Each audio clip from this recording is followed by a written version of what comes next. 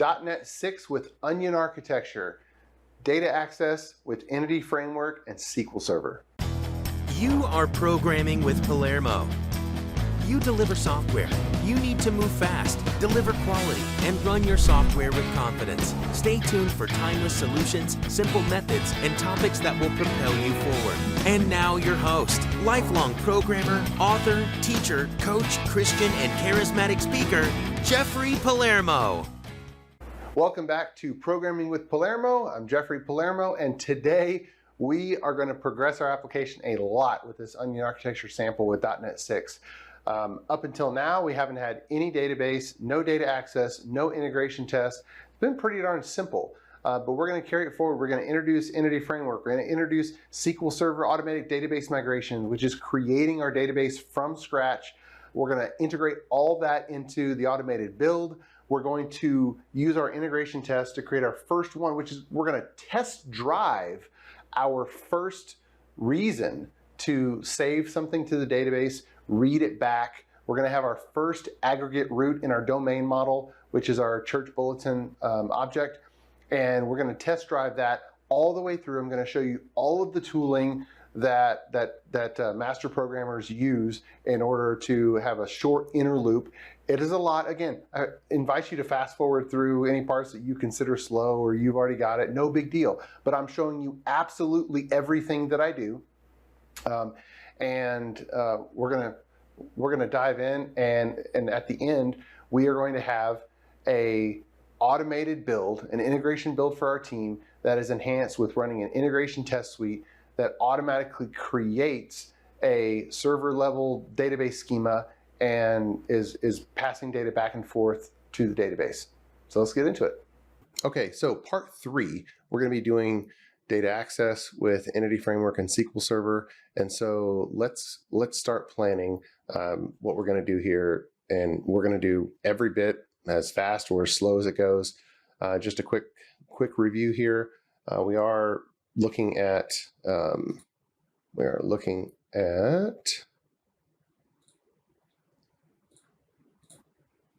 where did that guy go? All right, these architecture diagrams. And just a quick review, I'm going to go to the folder structure where it is, open folder in File Explorer, and that's just a little shortcut. You have to get from there. And then our architecture, the component architecture that we're working with in the church bulletin application, we're going to open with code. If you don't know what I'm doing, then go back to part 2 and look for how we did these, how we're doing plant UML diagrams. And it's Git friendly. It's all in text, but we can use a shortcut key, Alt D, and we can see. So we're going to have integration test, unit test. We're going to have a database project, which creates our SQL Server database, and then a data access project that references core that uses Entity Framework and writes records to this database and pulls them back. Okay, so that's what we've decided to do. And if we look at our class diagram for our initial domain model, it's tiny, but we just need something to get started with. Here it is, and it's a scheduled gathering. Again, quick review. If we go to, we'll open an Edge browser and go to our GitHub. This is how to get to the repositories on GitHub, Onion architecture with .NET 6. We can see that we are working on adding integration build through GitHub Actions, but in order to do that, we have to do our unit tests, our integration tests. And so this is an example of what a church bulletin would look like. It would be printed out PDF, Sunday, December 25th, 9:30 a.m., list what's happening at 9:30, for instance, and then 11:30 a.m., show what's listing. So we need a model that's going to support that. So we need dates to be able to group for the particular date. We need the time, obviously. We need the name of what's happening. We need the place where it is. And so you can see that's why we have the date, the time, the name, the place. Okay, pretty simple. So let's get into this.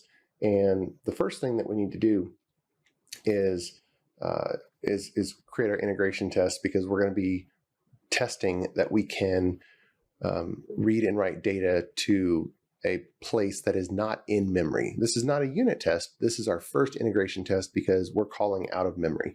So let's just get that added. So a new project, it always hides. New project, that's going to be an in-unit test project. Next, I'm going to call it integration tests. And don't want to fat finger it. We're in .NET 6. Yes, we are. And so do I need to add a package? No, it didn't. Okay.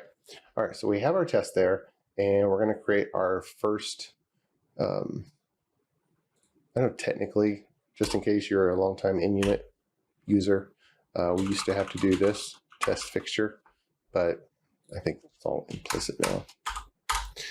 All right, so in this one, let's just pseudocode it out. We're going to say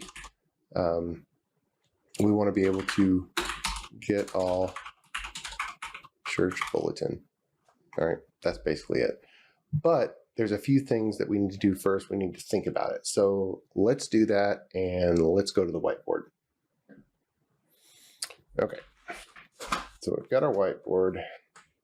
Move it over. It's right here. You can see me kind of drawing on it. And the first thing is, how do we expect this to go? Because if we're going to test drive something, we have to have a mental model in our mind on how we're going to do it. And so a sequence diagram is really perfect for that. Now, we can use plant UML for sequence diagrams, and I showed you how to do that, and so that's great. But I'm going to jot it on with a pen, just like you would use with a whiteboard. And in case you're wondering, this right here is just a Microsoft Surface with the latest pen. Okay. All right. So where are we going to start? We're not going to start. We don't have any UI yet, and so we're going to have to start with our integration test. And so our test runner is going to be actually the first actor. Okay. And way over here is our SQL database. Okay, so that's our sequence diagram. If you've never done a sequence diagram, you make individual objects, individual actors along the way, and you draw a line for a timetable. And I don't think you can see on the right side, but you can see the close-up. All right, so we have our test, and we need to bridge the gap between the test and the SQL Server database. So let's just go from the back. With we're choosing Entity Framework. I'm making these decisions for us. And so SQL Server, we're going to have Entity Framework using it. And so really it's going to be our DB context for Entity Framework. So DB context, and of course we inherit from that and make our own class, but that effectively is going to do, inserts, selects, all that. Okay, just as an example, but let me just refrain from adding that just yet. Pulling back from DB context, we need two things. One is we need a way to configure DB context, and second is we need to be able to use DB context. So let's do the using of the DB context first, and that is going to be some type of query handler.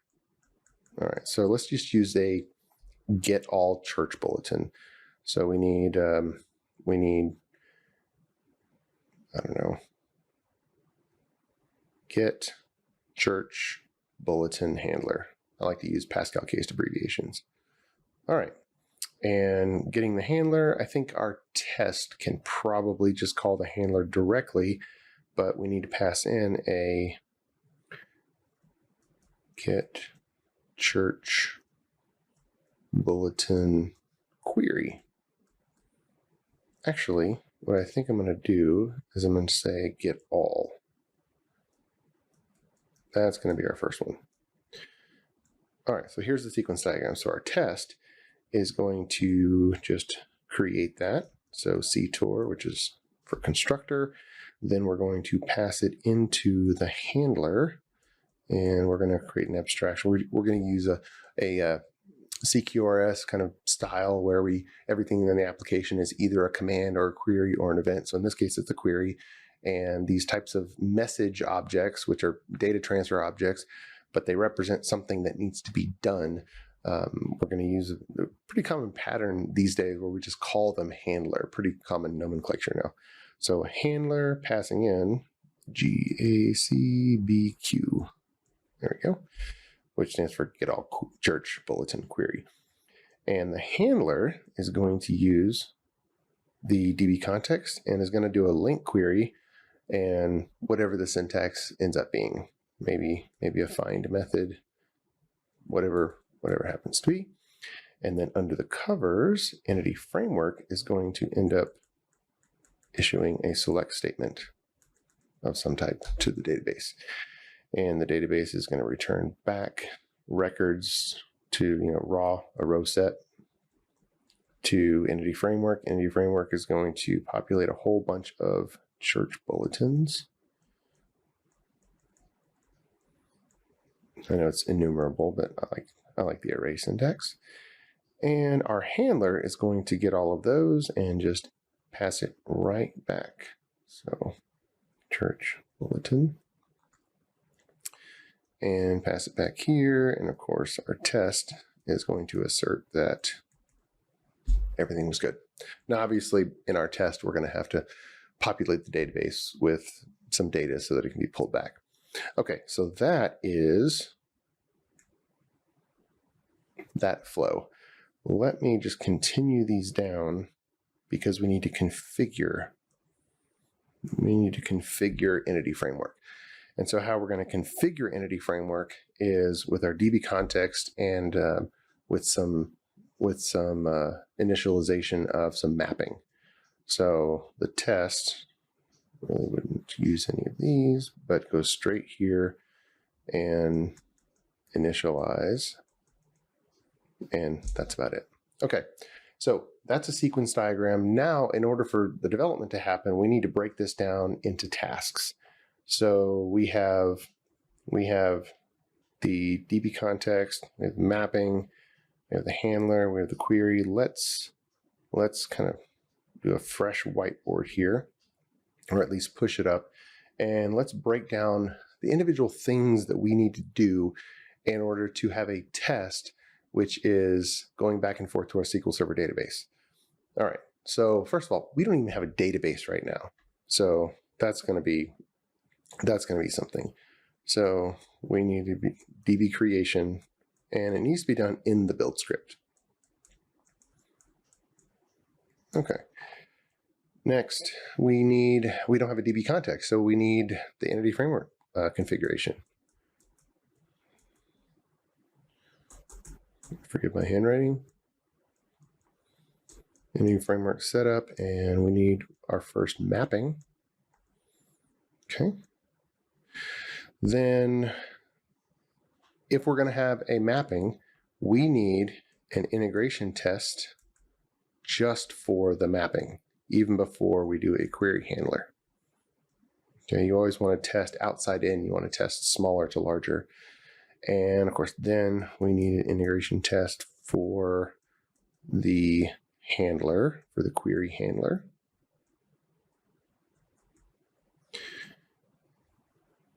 And then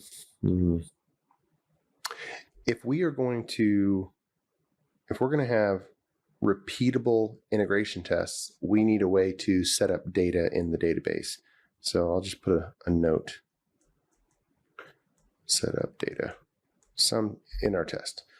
Okay, then we need our CI build to run our integration tests. And then finally, we need the build server to run the CI build, which will have the integration test now. So our build server will actually need the ability to create a database, migrate in the first table in the schema to run integration tests. And if you've seen in part 1 and part 2, we've set up both GitHub Actions and Azure Pipelines to both run the same build script, so you can see kind of the similarities and the differences.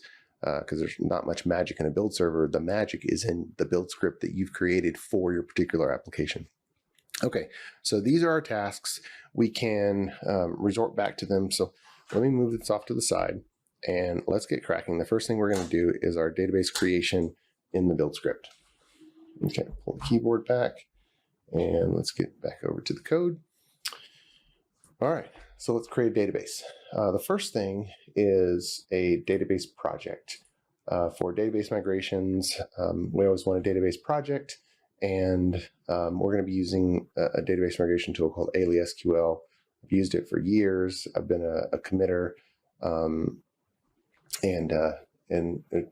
plenty of other people that are maintainers of the project, but we're going to do that. So as with everything else, if you used it before, you want to actually grab some helper files. But first, we're going to create our database project, and it's just going to be a class library project because it just needs to be a holder. Okay. So let me think about this.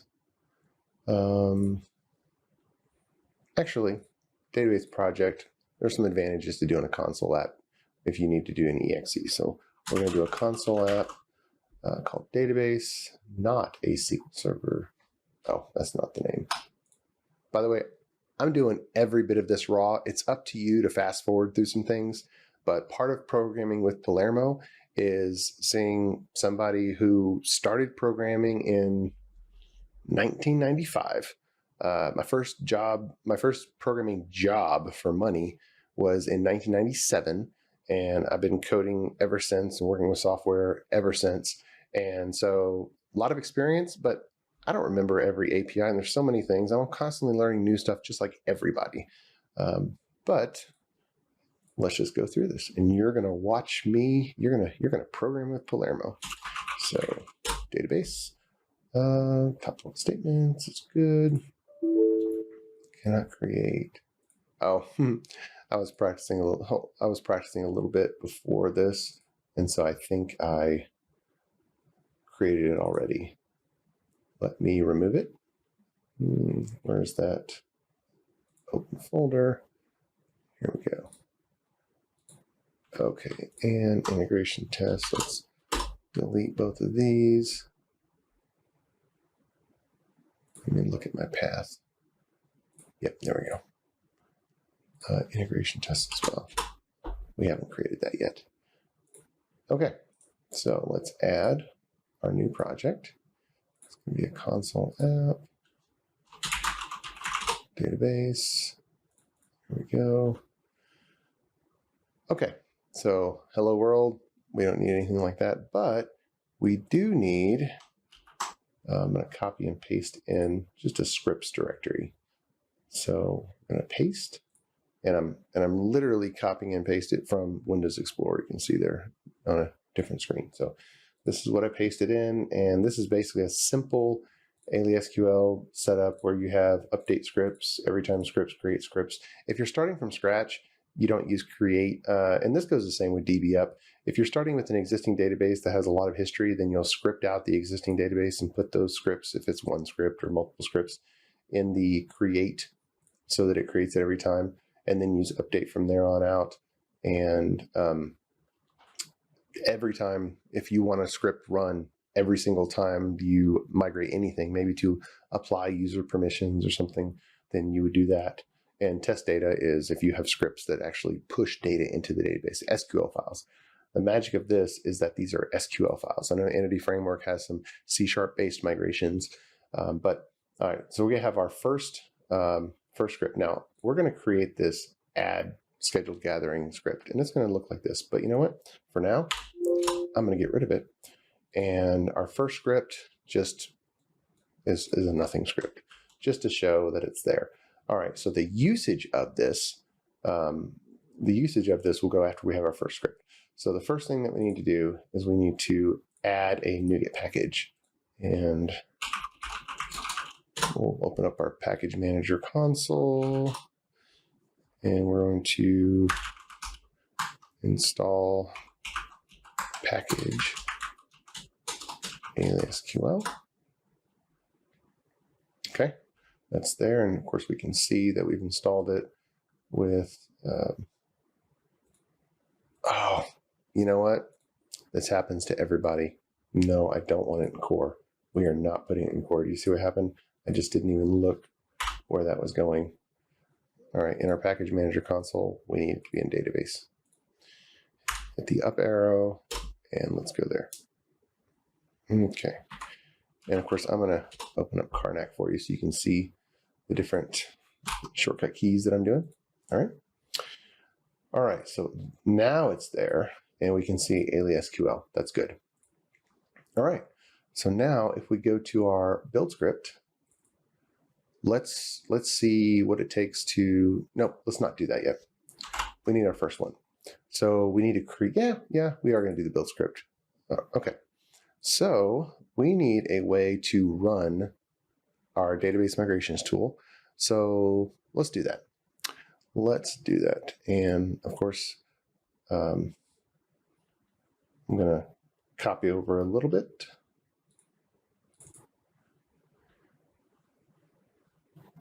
Migrate database local. Okay. And this is going to run aliasql, passing in if we're going to rebuild or update the server, the name, the database scripts. And so there's some variables that we need in our database. I'm going to paste them up top.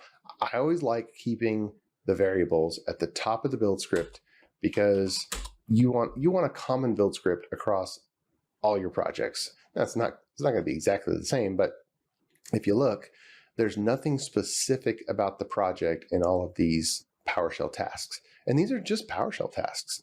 It's what is it doing? It's migrating the database. So no matter what database, what name, as long as we're using generally the same tools. Okay, so here is the path to aliasql exe because our convention, database project, scripts, and there it is. All right. And you see these if statements. These are really, really helpful when integrating with a build server because a build server can take variables for the build and push them into environment variables. So we are actually initializing these variables with environment variables and then seeing if they're empty, and if they are empty, give it a default. Okay, so that makes it resilient for a private build or a integration build. Database server, there we go, and we're going to use local DB. Okay, the build runners have added local DB support, so you don't have to have an external database server. The Windows runners are pretty good about that. Now we'll test GitHub Actions because I haven't seen it with my own eyes that GitHub Actions does it, but we'll see. Okay, so we have that now, and we want to make sure that this runs here. And our CI build, the CI build really just needs to run the private build and then some extra stuff later, because we're going to package this up for deployment later, and the CI build basically does all the steps in the private build and then some. Okay, migrate database local. All right, let's do a terminal window. And let's go up one directory. And let's run this new PowerShell task. Migrate database local. Okay, so we're dropping any connections, and literally this is just calling aliasql. Run the scripts in create and then update. So our first script was run. So that means we have our database. Let's go look at our database. And for that, we're going to use the connected database for here. And you can, actually, I'm not going to do that. I've already pulled it in, but you're literally going to put the local DB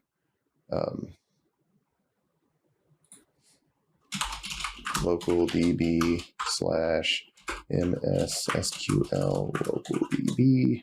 I know it's a lot to go there, and then pull it down, find the new one, which, church bulletin is there, test successful. And so remember this, local DB / hit OK. All right, and let's pin this. Okay, let's look at the build script real quick. And notice that we have the database server, We have the name of the database. So let's go in here and let's do a refresh, and we can see that we are connected to churchbulletin.dbo, stands for database owner. But that is the connection we have. And we don't have any tables except our history table.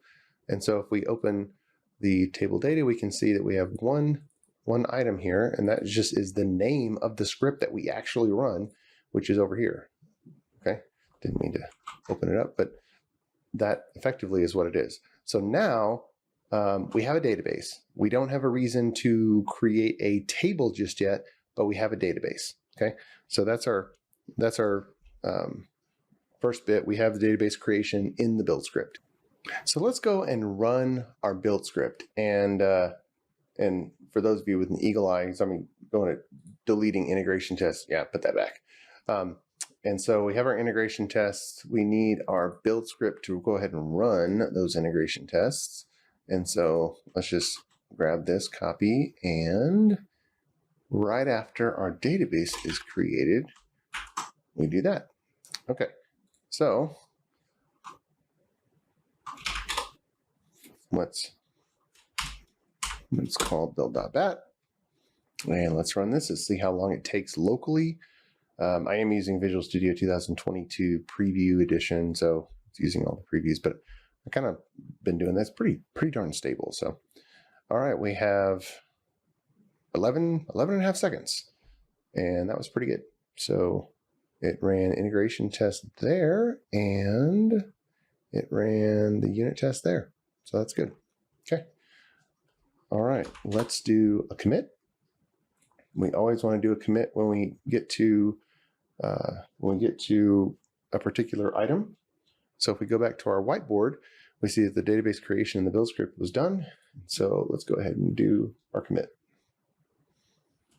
Okay, so this is issue number 4.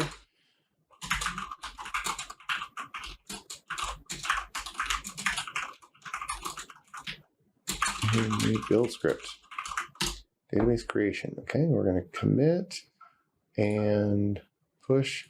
I'm probably going to have to pull. Yeah, pull then push. Here we go. Okay, now let's do the entity framework setup and mapping. That's our next item on our whiteboard. Entity framework setup and mapping. All right, so we don't even have a data access project yet. So there's another project that we're going to have to create.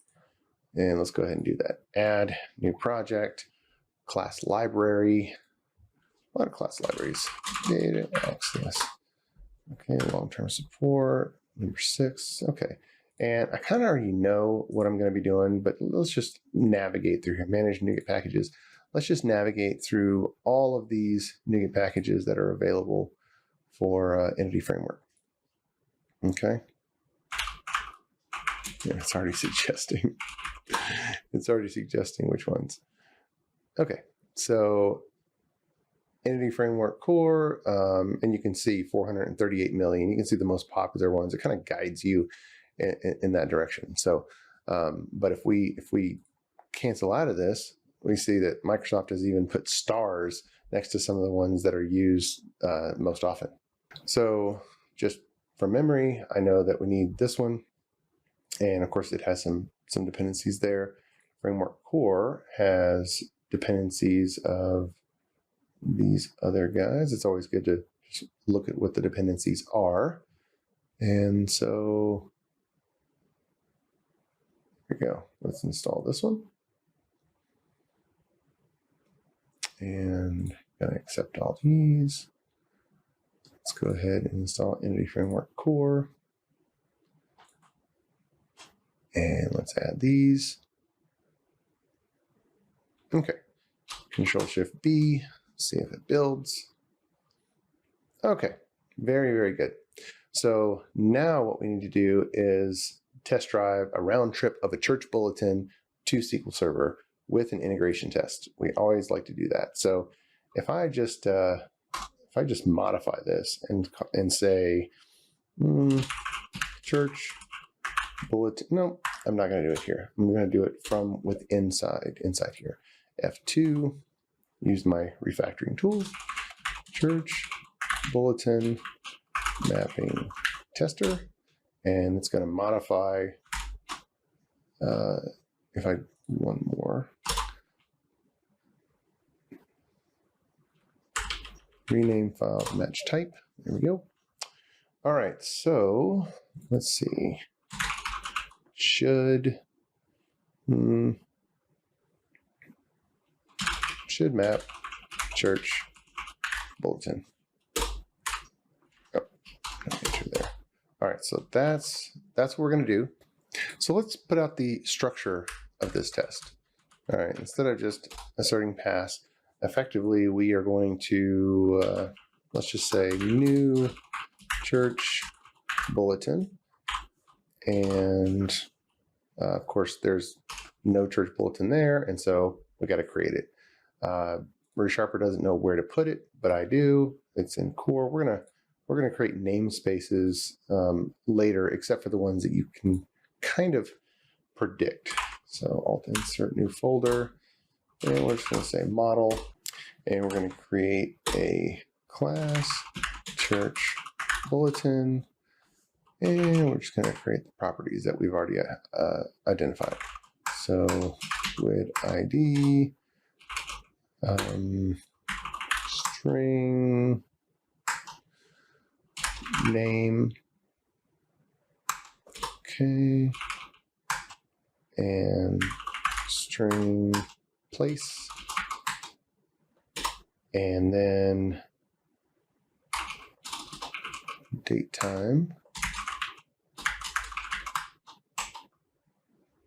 date. Yeah. Okay, so that's our church bulletin, and let's go back to our test, our mapping tester, because now we can reference project core. So I just hit Alt Enter. ReSharper knows about the Visual Studio solution, and so it'll help me to add my project reference automatically. Let's just do that. Then Control V, pull that into a variable, and so we want to create that, and then bulletin.name. I'm doing it this way just for now. Worship service.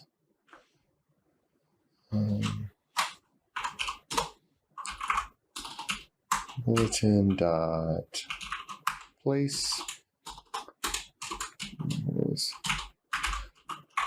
Sanctuary bulletin. Bulletin.date equals let's see, 2022 1 and let's just kind of leave that. Okay. All right, so now we're going to leave the ID. The ID needs to be assigned when it's going to the database, and at this point we need to get a DB context in order to send this to the database. We don't have a DB context yet, and so we're going to have to create one. I don't want to say DB context like that. So let's just get Entity Framework properly set up here. First thing that we'll do is in data access, let's go ahead and create our folder for mappings.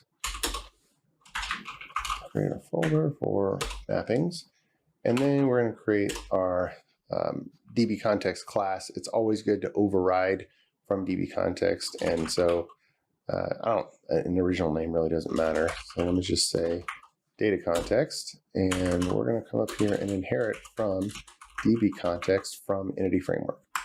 Okay, and then I'm going to paste in some template code, which this comes from one of my previous Onion DevOps architecture samples that I've showed you in previous samples, but I'm just going to paste that in because these are interface types that we use all the time. All right, so let's just code forward on this. We're going to create an interface data configuration right here, and we're going to give it a get connection string method. There we go. It's going to be a string, And this really doesn't exist yet. All right, so iData configuration. We don't want that here. We want it in its own file. Okay, where are we in the Visual Studio solution? iData configuration is over here. All right, let's move it up. Let's move it up one level.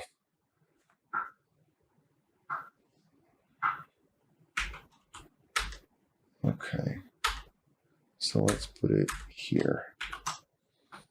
Let's make sure that the namespace got adjusted properly. It did automatically. That's good. Okay, iData configuration, and that's there. What's this telling me? Is less accessible. Public. Is iData? Oh, internal. No, I don't want internal. I want public. Okay, so data context is there, and we can create it by giving it a connection string. I think that's what we need for now. Programming with Palermo is brought to you by ClearMeasure, a software architecture company that empowers .NET teams to be self-sufficient, moving fast, delivering quality, and running their software with confidence in Azure. If your team has a project that's too important to be delayed or derailed, ClearMeasure can help, while keeping your team in the driver's seat and growing in capability. Click on clearmeasure.com for more information. If you are an architect or .NET engineer aspiring to become an architect, check out clearmeasure.com/careers. Now, back to the show. Okay, so for our test to work, we need to be able to create a new data context. So we're going to say new data context. And all right, it found it. And of course, in order to find it, it has to reference data access, but it just did that automatically for me, which I like. There we go. And in order to pass it in, we need a new test data configuration. Okay. And of course that doesn't exist. So let's go ahead and code forward, create the type. Okay, we need to implement missing members. And I think that I really just need to get this from app settings. So let's go ahead and do that. Let's do an app setting. So private configuration, extensions configuration, configuration. Let's go ahead and alt enter. Can I initialize it? Yeah, initialize field from constructor. Okay, and then we're going to say return.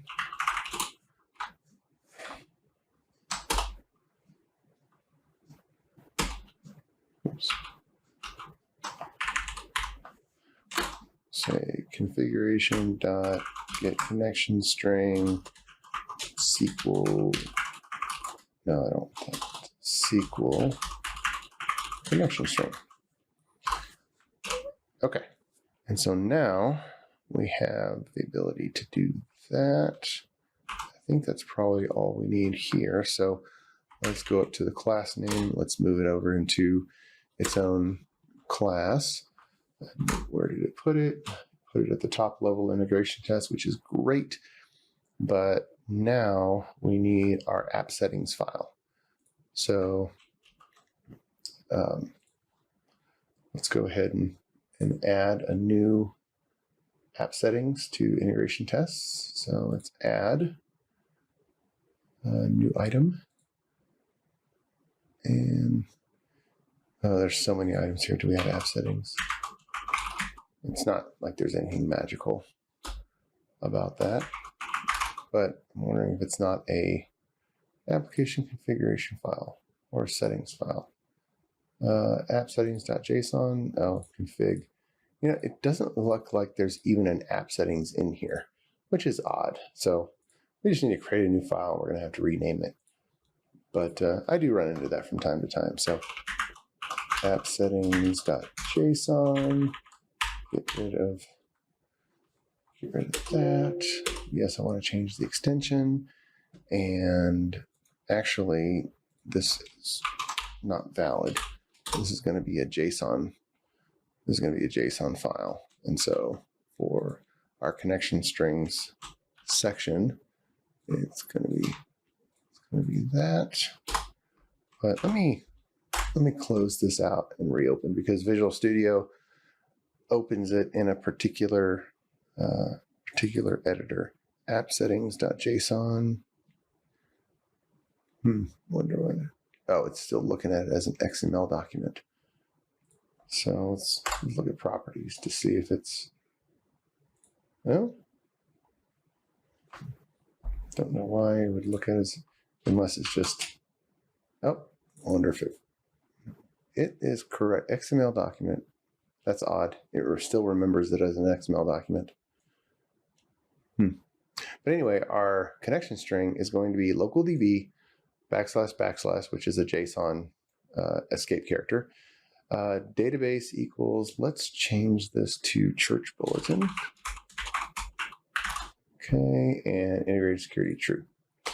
Let's save that. Let's close it out. I'm going to look at integration tests just to see if this might be describing the fun. Nope.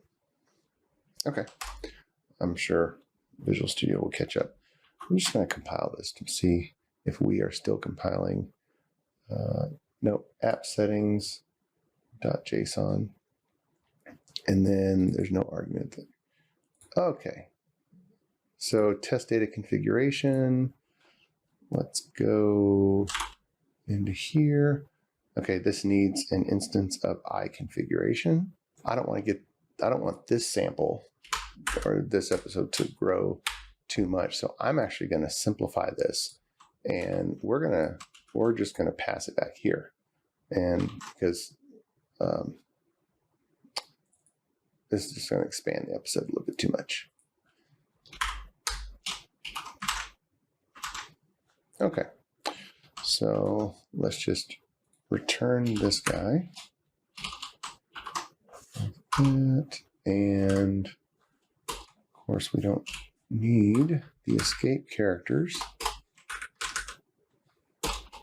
There we go. We need one escape character because C# has the same issue.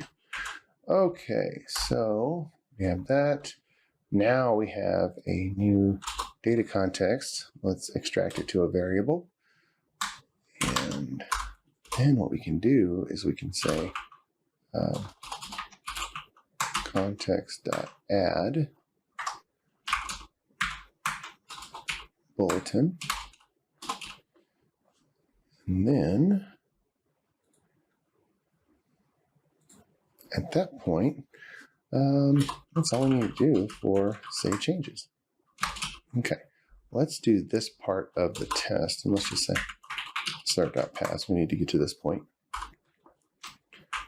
And let's save this, compile, and let's see if we can run this test. And Entity Church Bulletin was not found. This is coming from Entity Framework. So Entity Framework does not know about Church Bulletin. So we need to give it a method to know about Church Bulletin. So let's go ahead and do that. Let's go ahead and go into DB context. It doesn't know about it. And so we're going to introduce a pattern right from the get-go on model creating. We could configure it right here, but because we're going to have a number of entities, we need to have it in its own model. So we're going to create new church bulletin map class, and we're going to pass it in a model builder, and it's going to be in the default schema, which is DBO, because you can have multiple schemas. And just from experience, you could leave this out and hard code it if you're only going to have one schema, but let's do this.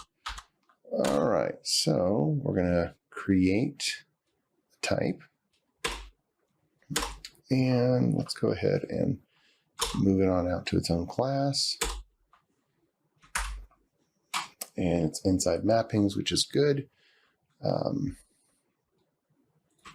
And one other thing that I like to give for these mappings is a base class, because we need it to be an entity framework mapping. So let me just kind of flesh this out. Entity map base, and you'll see there's a lot of common things that always go in that you just want from the get-go. So we're just going to make this church bulletin map. There we go. And I'm actually going to give us a base class from our Onion DevOps architecture project, and it's going to be any map base. So let's go ahead and create the type. There we go.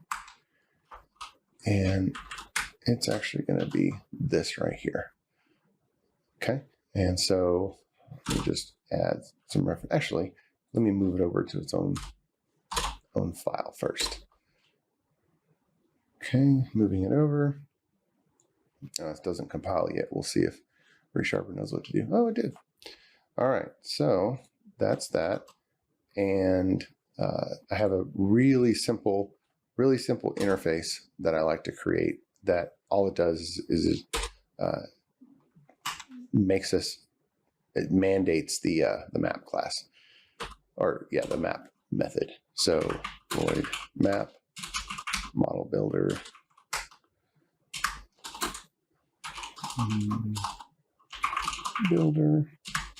and then there we go. So we can put this in its own class. I think that's probably good. Let's go ahead and look at entity base is another class that I like to give you guys. And let me just put it in here because I don't want to piece this back together. So we're going to create an entity base and put it in its own file.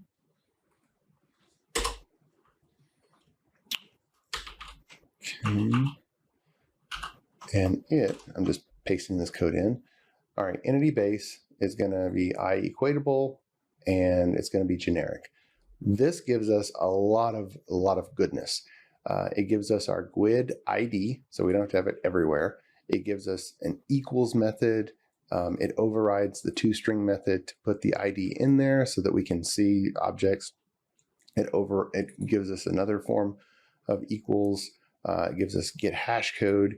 It gives us some explicit operators of double equal and bang equal. And sometimes you need to clone objects, but I'm going to get rid of that. Not going to get into that scope just yet.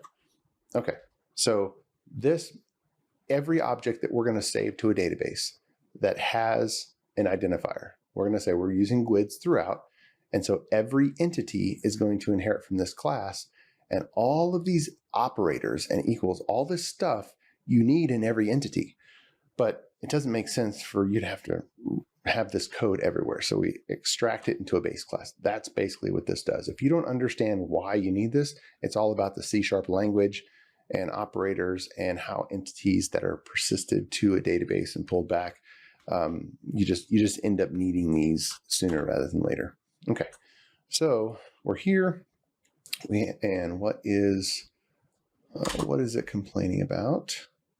Missing members. Oh, because we simplified this and we took out the schema, and we're actually going to use the other overload here where we're not giving it a schema. Okay. All right. Or we can just put it explicit here. Okay. So everything that we map is going to be to a particular table that is the same name as the type. And so this is, again, it simplifies your entity framework mappings. We're going to use property access mode, and we're going to look for fields. okay? And then we're going to have this as the key, and then we are going to use the sequential GUID value generator. That helps with clustered indexes in SQL Server, where it's going to generate GUIDs, but not just any GUID, it's going to generate a comb GUID, which is a sequential GUID. The old name for it was comb, C-O-M-B. And we're going to turn the value generation on, and then the default value is going to be GUID.empty rather than null. And then the map members class, then it goes back to the superclass or subclass. All right, map members. There we go. All right, so that's our base class. Let's pull all the way back up to the top, and now we have our church bulletin map where we can actually want to has based. No, you know what? Let's go back because I want this usage to be correct. Okay, let's actually get rid of this, and let's see if we're compiling at the moment.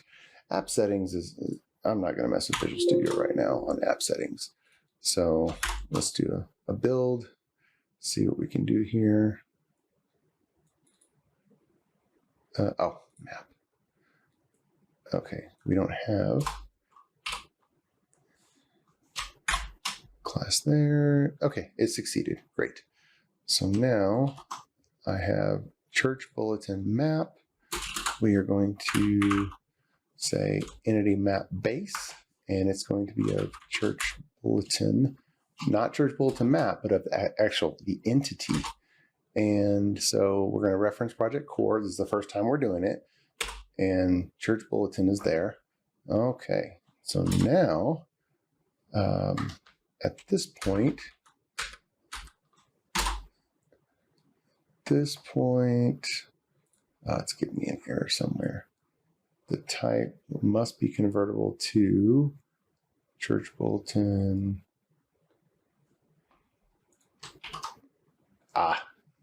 Okay.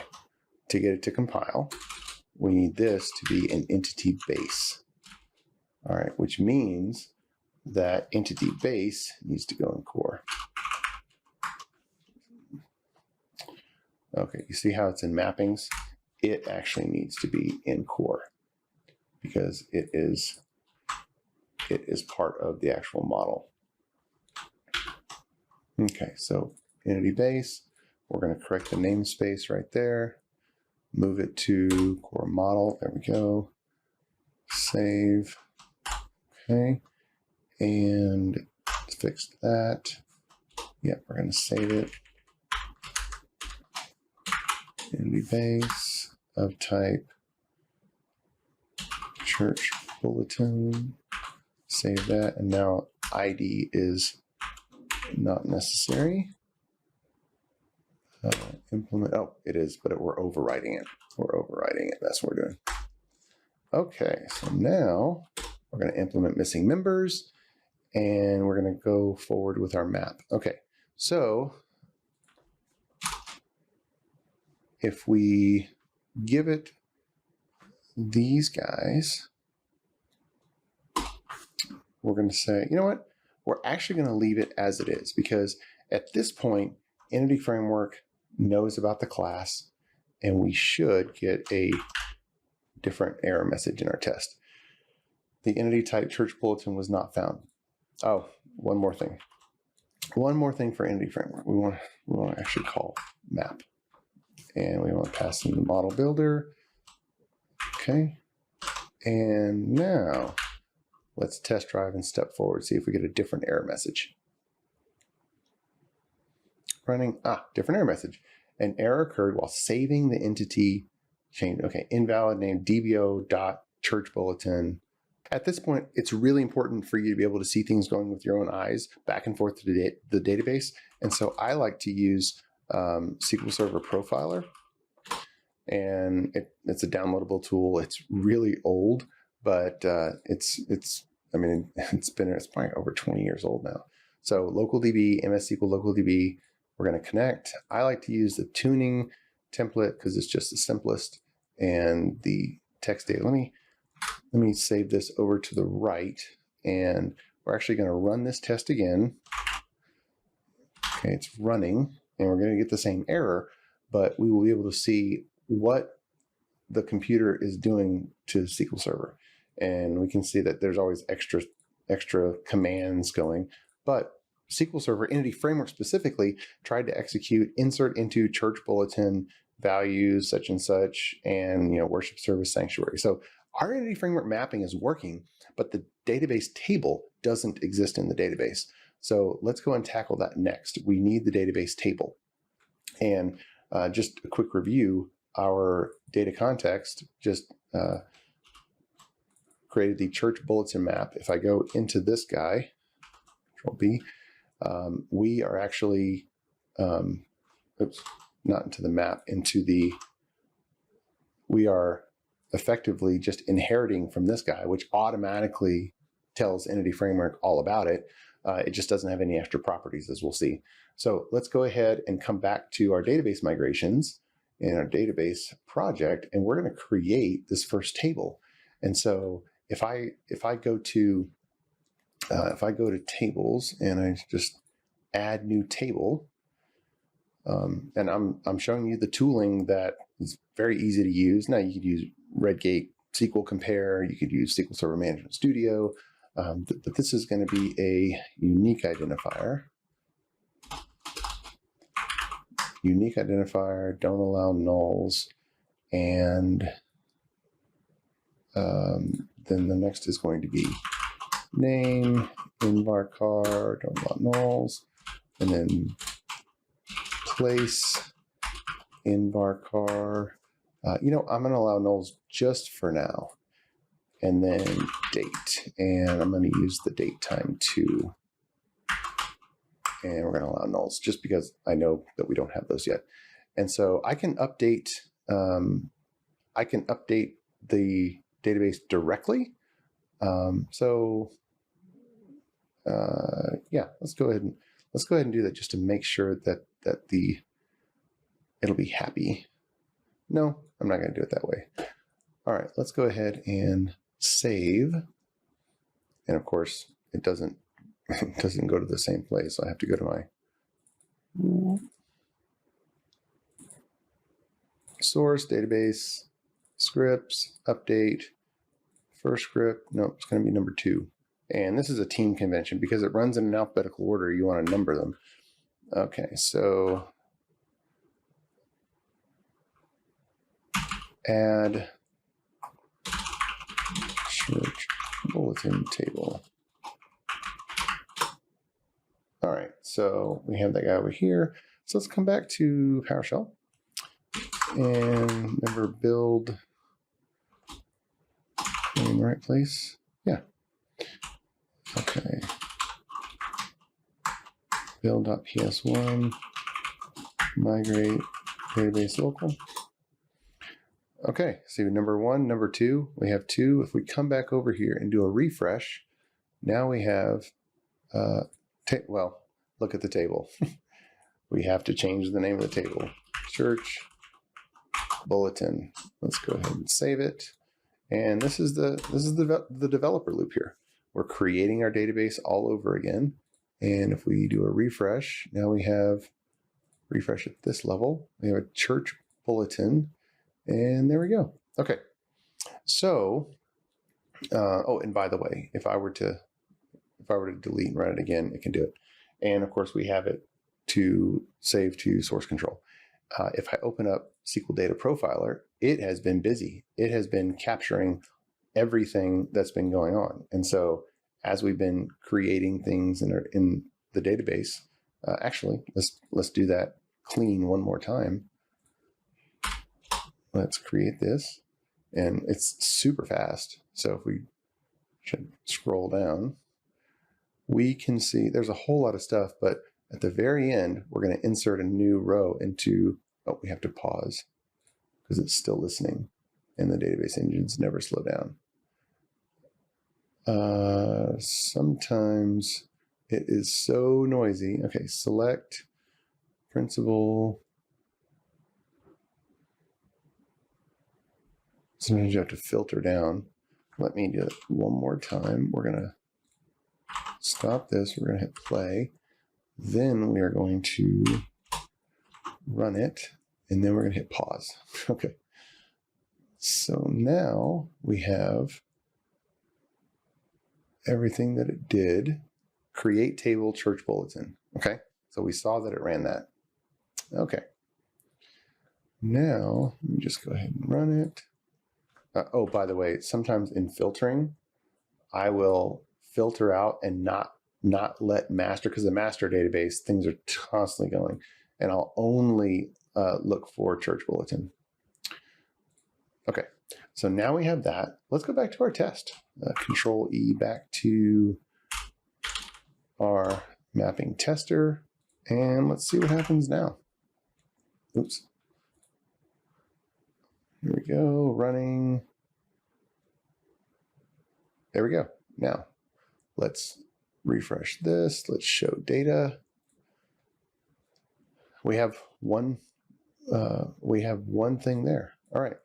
Now, I didn't even tell it about name, place, or date. Okay. It automatically knew, just because Entity Framework kind of sniffs all the properties. I typically will explicitly test and explicitly put the properties there just for developers to be able to notice, but you don't have to. And so let's come back to our test. And okay, we need to verify that that it's there. And so I want to ask my data context to get it back. Now, I don't want to use the same instance of data context because I don't want any accidental caching. I know this about Entity Framework. So I'm actually going to make sure that we dispose of our context. And so I'm going to put this inside a using statement to guarantee that we are disposed and we have a completely new context. And so what we'll do there is we'll do it again. Var context equals new data context, new test data configuration. Yep. Okay. And now that I'm inside of it, I'm going to say context dot, yeah, I'm just going to say, give me the set of church bulletin, and let's just go ahead and select all of them. Heck, no, I'm going to select. I'm going to select a single or default because that's one of the particular ones, and bulletin.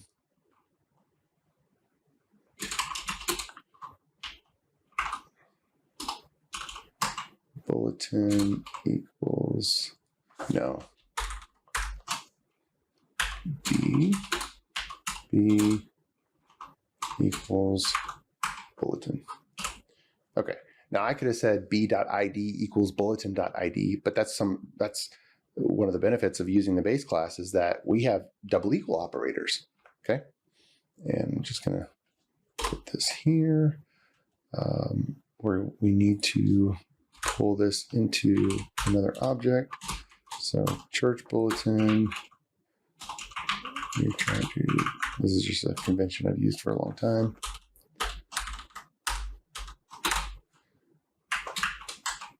Equals, let's see here. It's barking about me. Something, what does it want to do? Replace assignment with right part.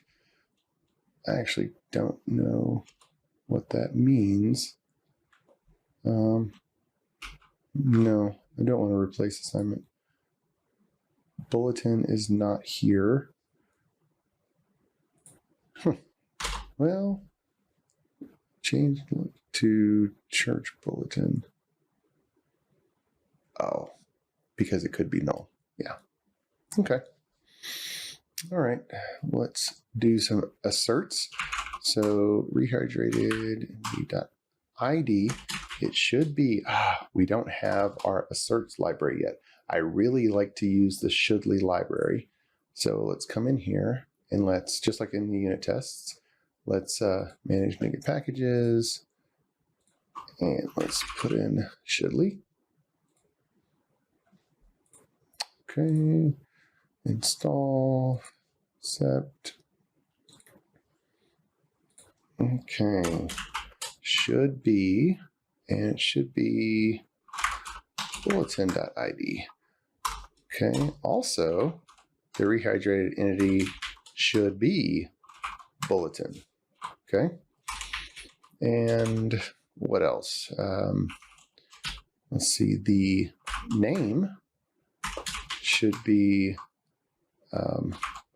bulletin.name, and then place and date. So let's do that. And date. Okay. What else should be the same? Is there anything else we're missing? Okay, now we can get rid of that. Let's give this a run.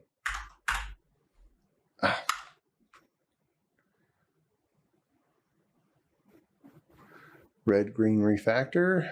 We had some reds. We had some errors. Do we have any reds left? Oh, it passed. All right. I like to see what it's doing here. So let's run it again. And I want to watch it. I need to fix that. I want to watch it in Simple Profiler. Okay, so let's pause now. And let's see, did it do exactly what I expected it to do? All right, we're going to insert into Church Bulletin with Worship Service Sanctuary. There we go. Then we're going to select from Church Bulletin where it equaled a particular ID. We're selecting ID, date, name, place. Okay. And then that's pretty much it. That's all we needed. Okay. So we're good. So at this point, let's see if see how many records we have in our table. Obviously, to make things repeatable, we don't just want to add and add and add. So let's go back to our build script, private build integration tests are there. Let's run the full build script. Actually,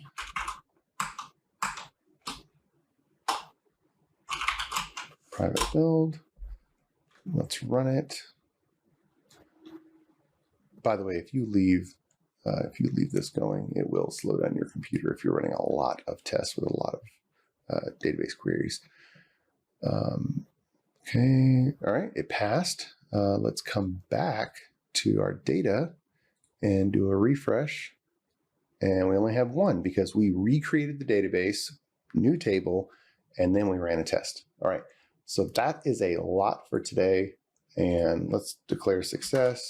Number 4, added integration test of Church Bulletin, saving and querying from the database, AliSQL database migrations. All right, and we're going to do a commit all and push. Church Bulletin DB. No, I don't need to save that. Okay, so now let's go ahead and let's go over to GitHub.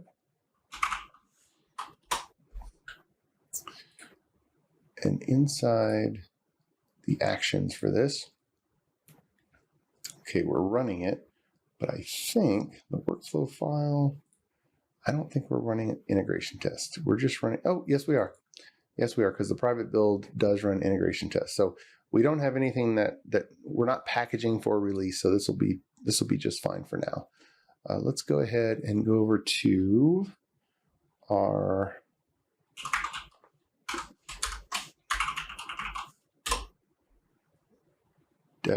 Azure Pipelines. And this looks like it's also running, but it's in the queue. So not quite running yet. It's interesting that it's not quite ready. Sometimes that happens, and I can't really tell you why certain queues happen. It takes a while. All right, but this one, it's still running.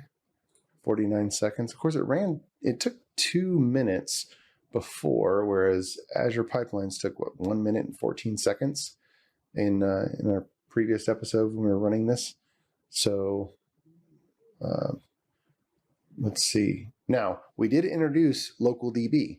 So that assumes that these runners have local DB there and ready to go.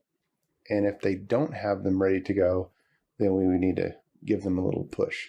So we're just going to see, regardless of what happens, we're going to come back in the next episode and progress.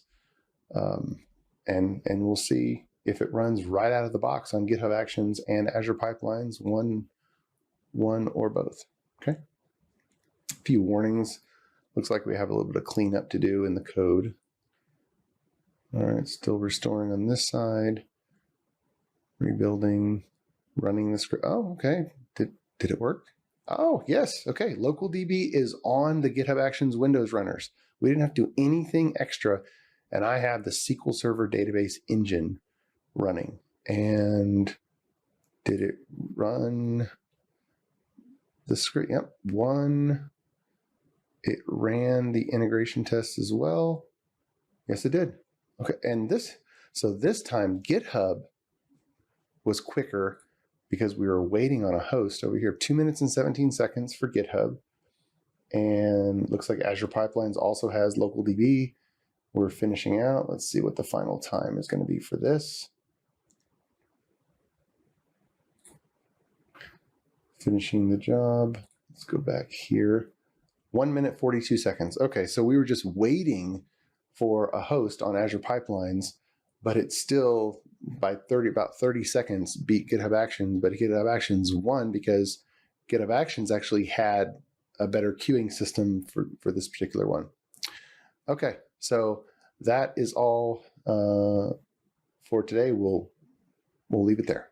Wow, that was a lot. Thanks for sticking with me, but look at what we have. We have a .NET 6 application with Onion architecture. Our project references are pristine at this point. We have the beginnings of an integration test suite, a unit test suite, automated build from the get-go. Again, this is important. We don't care yet about any kind of user interface. We are getting the core of the architecture in place so that we can equip the rest of our team to really be productive once we start putting together application screens and features and all this stuff. This is super important to starting a new application. You do not start with a screen on day one. You start with the architecture that has a lot of room to expand and will not fall on itself. This is foundational. This is structural so that the application can be properly supported. And we show you how you can create an automated build right from the get-go. And we showed you the difference between Azure Pipelines and GitHub Actions running the same build script, creating a SQL Server database, running unit tests, running integration tests. So thank you so much for being with me. God bless, and thank you for programming with Palermo. You've been watching Programming with Palermo, your primary place for highly productive programming protocols and practices. Remember, you have what it takes. You can do this. You are a programmer, formed by God Himself and called to this profession for a purpose. You can catch every episode at palermo.network as well as syndicated locations nationwide. We're so glad you tuned in. Until next time, may God bless you, and thanks for Programming with Palermo. Programming with Palermo has made a special arrangement with Marketplace Chaplains. Besides programming challenges, we all face issues in life where we need some help. If you'd like, you can call a chaplain confidentially. To speak with a gentleman, dial 512-923-8178. Or to speak with a lady, dial 512-619-6950. The show won't know you called, and everything is kept in strict secrecy. This is a free service, available if you or a friend need it.